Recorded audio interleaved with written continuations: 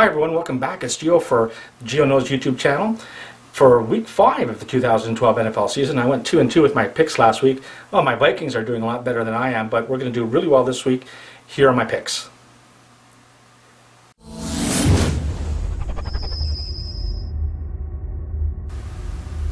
The first game we're going to look at has Denver going to New England, where the Patriots are 7-point favorites at home. Denver's 2 losses so far have come against the best teams in the league, Atlanta and Houston. They are 7th in the league in points scored and 10th in points against. I have these 2 teams ranked very closely. I have them ranked 12th and 10th in my power rankings video. I hope you check that out. If there's one guy who knows how to beat New England, it is Peyton Manning. He's 4-2 against them straight up in his last 6 games. The Patriots have already shown you that they can lose at home. They lost to Arizona a couple of weeks ago. Their only 2 wins have come against some pretty bad teams, Buffalo and Tennessee. I think they can be had here. Denver can win the game outright. At least take the points. Take Denver +7. The second game we're going to look at has Baltimore going to Kansas City, where the Chiefs are 6-point dogs at home. Oh my God, they're terrible. They lead the league in, the Chiefs do, in turnovers at -7. Their quarterback, Matt Castle's just been playing awfully bad. And Baltimore's coming off of the extra rest they played on Thursday the week before, so they've had 10 games to prepare for this one.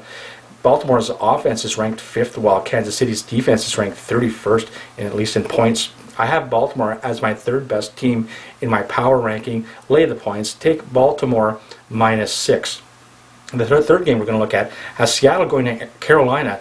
The Panthers are 3-point favorites at home. They're coming off of that emotional loss last week against Atlanta, a game they could have had. The Seattle's defense is the 2nd best in the league in terms of giving up points. Carolina used to score a lot of points last year, but they're down significantly. They're only scoring about 20 points a game this year.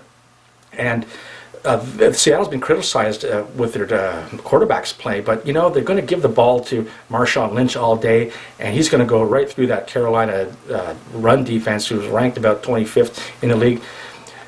Carolina actually goes into the bye week the following week. All 6 teams that have done so far have lost the game prior to. Just thought I'd throw that in. You get the points. Let's take Seattle +3.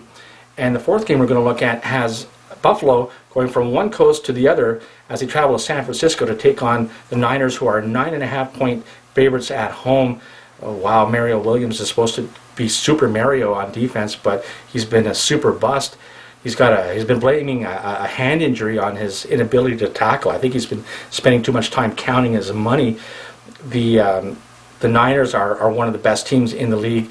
They've also haven't played at home in a couple of weeks. This will be their first home game in 3 weeks. This should be a rout. Lay the points. Take San Francisco -9.5.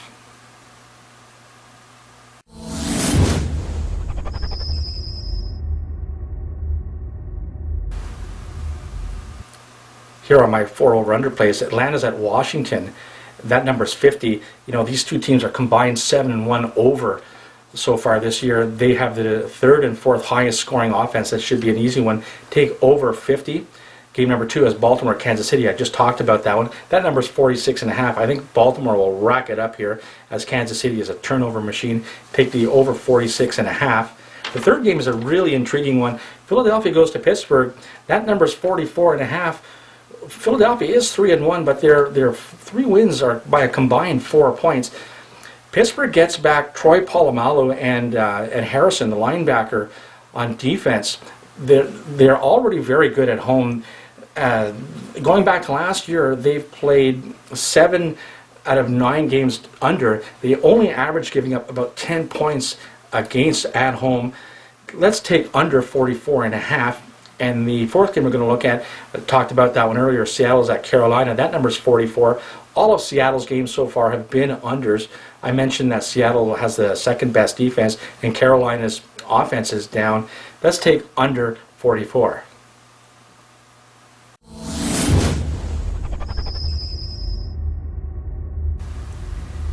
Here are my straight-up plays for this week. I want to talk about a couple of things.